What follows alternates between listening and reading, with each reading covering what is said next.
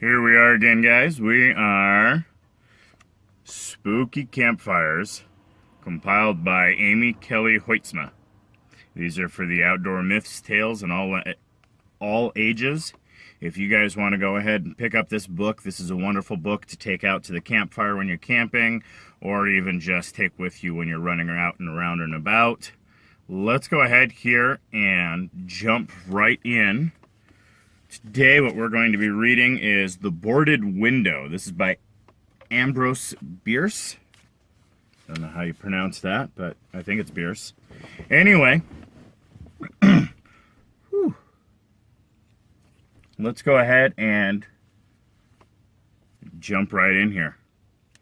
Sorry, I've been listening to stories from Primary Children's, and it always gets me worked up. Anyway, let's go ahead with The Boarded Window. In 1830, only a few miles away from what is now the great city of Cincinnati, lay an immense and almost unbroken forest. The whole region was sparsely settled by people of the frontier, restless souls who no sooner had hewn fairly habitable homes out of the wilderness and attained to that degree of prosperity which today we should call indigence, then impelled by some mysterious impulse of their nature, they abandoned all and pushed further westward, to encounter new perils and privations in the effort to regain that merge comforts which they had voluntarily renounced. Many of them had already forsaken that region for the remoter settlements, but among those remaining was one who had been of those first arriving. He lived alone in a house of logs, surrounded on all sides by the great forest, of whose gloom and silence he seemed a part. For no one had ever known him to smile nor speak a needless word. His simple wants were supplied by the sale or barter of skins of wild animals in the river town. For not a thing did he grow upon the land which, if needful, he might have claimed by right of undisturbed possession. There were evidence of improvement. A few acres of ground immediately about the house had once been cleared of its trees, the decayed stumps of which were half concealed by the new growth that had been suffered to repair the ravage wrought by an axe. Apparently, the man's zeal for agriculture had burned within the flaming failed, expiring in potential ashes. The little log house, with its chimney of sticks, its roof of wrapping clapboards weighted with traversing poles, and its chinking of clay, had a single door, and directly opposite, a window. The latter, however, was boarded up. Nobody could remember a time when it was not, and none knew why it was so closed. Certainly not because of the occupant's dislike of light and air, for on those rare occasions when a hunter had passed that lonely spot, the recluse had calmly been sunning himself on his doorstep if heaven had provided sunshine for his need. I fancy there are a few persons living today who ever knew the secret of that window, but I am one, as you shall see. The man's name was said to be Murlock. He was apparently 70 years old, actually about 50. Something besides years had had a hand in his aging. His hair and long, full beard were white, his gray, lustrous eyes sunken. His face singularly seamed with wrinkles which appeared to belong to two intersecting systems. In figure he was tall and spare, with a stoop of the shoulders, a burden bearer. I never saw him. These particulars I learned from my grandfather, from whom also I got the man's story when I was a lad. He had known him when living near by in that early day. One day Murlock was found in his cabin, dead. It was not a time and place for coroners and newspapers, and I suppose it was agreed that he had died from natural causes, or I should have been told, and should have remembered. I know only that with what was probably a sense of the fitness of things, the body was buried near the cabin, alongside the grave of his wife, who had preceded him by so many years that local tradition had retained hardly a hint of her existence. That closes the final chapter of this true story. Excepting, indeed, the circumstances that many years afterward, in company with an equally intrepid spirit, I pretended to the place and ventured near enough to the ruined cabin to throw a stone against it, and ran away to avoid the ghost which every well-informed boy thereabout knew haunted the spot. But there is an earlier chapter that's supplied by my grandfather.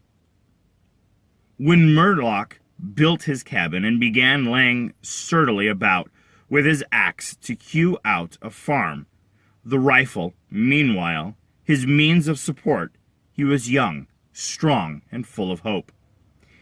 In that eastern county whence he came, he had married, as was the fashion, a young woman in all ways worthy of his honest devotion, who shared the dangers and privations of his lot with a willing spirit and light heart.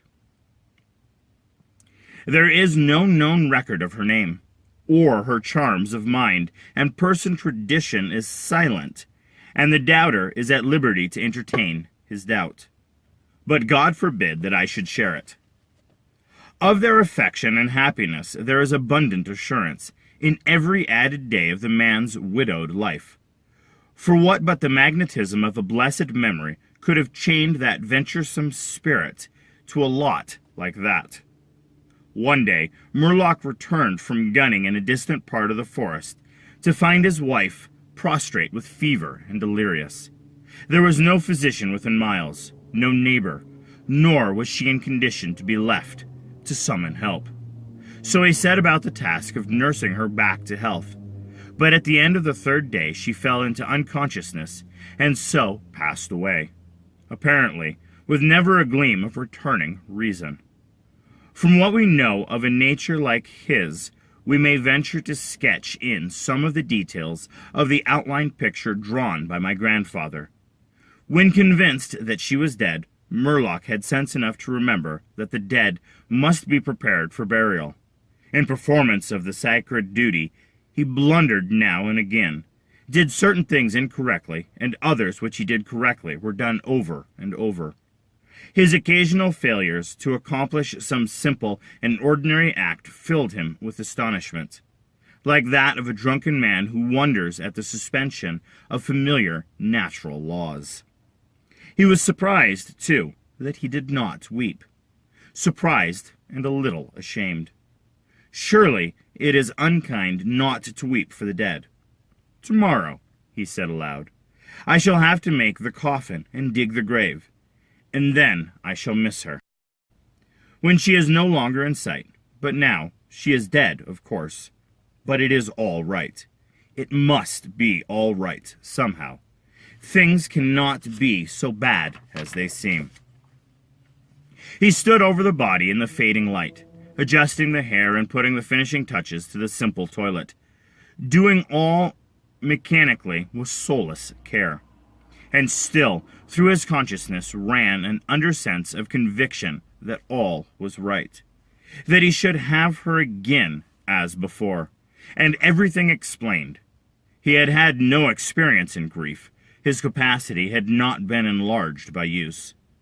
His heart could not contain it all, nor his imagination rightly conceive it. He did not know he was so hard struck, that knowledge would come later, and never go. Grief is an artist of powers, as various as the instrument upon which he plays his dirges for the dead, invoking from some the sharpest, shrillest notes, from others the low, grave chords that throb recurrent like the slow beating of a distant drum. Some natures it startles, some it stupefies. To one it comes like the stroke of an arrow, stinging all the sensibilities to a keener life. To another as the blow of a bludgeon, which in crushing benumbs We may convince Murlock to have been that way affected, and here we are upon surer ground than that of conjecture. No sooner had he finished his pious work than, sinking into a chair by the side of the table upon which the body lay, and noting how white the profile showed in the deepening gloom, he laid his arms upon the table's leg and dropped his face into them, tearless yet, and unutterably weary. At that moment came in through the open window a long, wailing sound like a cry of a lost child in the far deeps of the darkening wood. But the man did not move. Again, and nearer than before, sounded the unearthly cry upon his failing sense. Perhaps it was a wild beast. Perhaps it was a dream. For Murlock was asleep. Some hours later, as it afterward appeared, this unfaithful watcher awoke, and lifting his head from his arms intently listened. He knew not why. There, in the black darkness, by the side of the dead, recalling all without a shock, he strained his eyes to see, he knew not what. His senses were all alert. His breath was suspended. His blood had stilled its tides as if to assist the silence. Who, what, had waked him? And where was it now? Suddenly the table shook beneath his arms, and at the same moment he heard, or fancied that he heard, a light, soft step. Another. Sounds as of bare feet upon the floor. He was terrified beyond the power to cry out or move.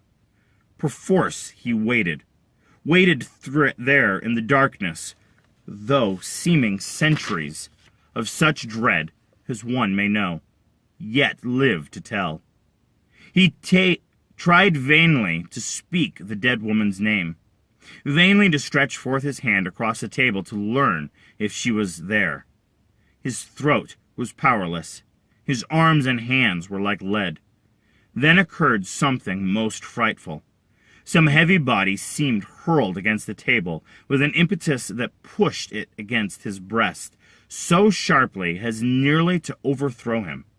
And at the same instant he heard and felt the fall of something upon the floor with so violent a thump that the whole house was shaken by the impact. A scuffling ensued, and a confusion of sounds impossible to describe. Murlock had risen to his feet. Fear had by excess forfeited control of his faculties. He flung his hands upon the table. Nothing was there. There is a point at which terror may return to madness, and madness incites to action. With no definite intent, from no motive but the wayward impulse of a madman, Murlock sprang to the wall, with a little groping seized his loaded rifle, and without aim discharged it. By the flash which lit up the room, with a vivid illumination, he saw an enormous panther dragging the dead woman toward the window, its teeth fixed in her throat. Then there were darkness blacker than before, and silence. And when he returned to consciousness, the sun was high, and the wood vocal with songs of bird.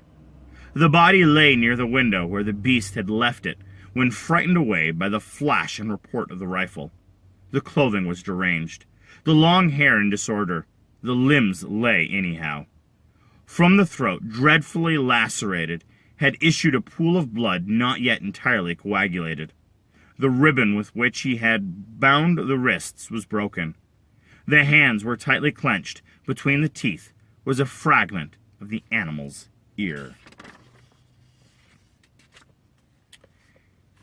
Thank you for listening to the boarded window. That's kind of a spooky one. Let's go ahead, and we've got a few more coming up. We've got a few more books like this coming up. Please do like, subscribe, share this channel, and let's go ahead and see if we can make this a spooky Halloween for you. And stay tuned for some of the live broadcasts that we have coming up throughout Halloween. You all have a wonderfully spooky and blessed day.